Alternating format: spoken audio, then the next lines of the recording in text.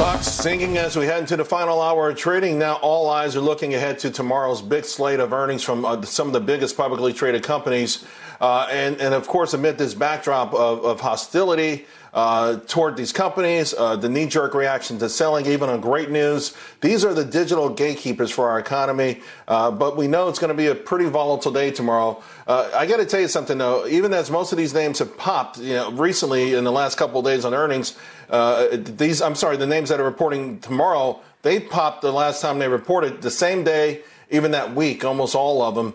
So is that going to be something we can use as a guide? And what should we expect from tomorrow? I'm going to bring in 1847 financial partner Greg Branch. And Greg, I really need your help on a couple of things here. Do you think that these companies will beat the street?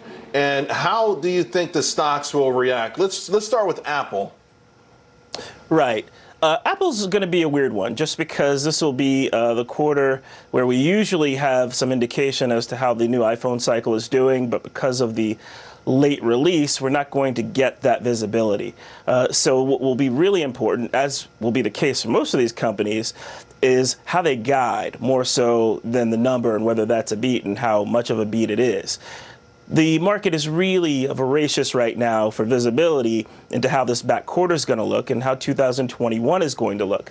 And that's why we see on a lot of these beats that it just hasn't reacted, the stocks haven't reacted in the way that we're used to them reacting on a beat or on guidance.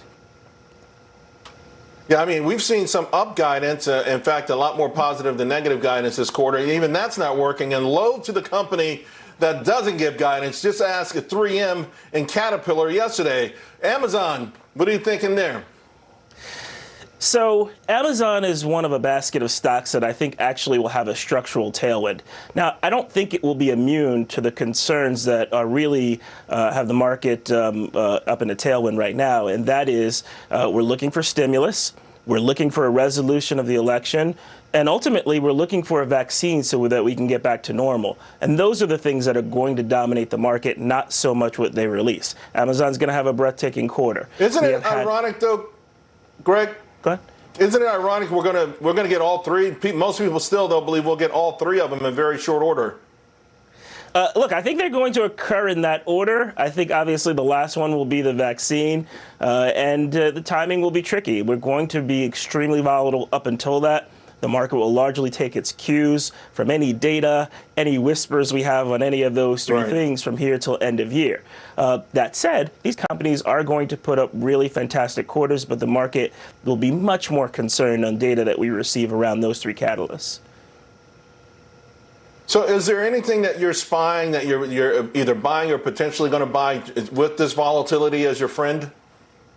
Yeah, I think we're using this volatility, and I'm using this volatility to buy the stories that I like, to buy the assets that I like at a really compelling price. And that's what I'll be looking for through the end of year, knowing that we have these three things that we're facing. We got to leave it there, my friend. Greg, thank you so much for helping us handicap that. All right, Liz Clayman, we came back a little bit.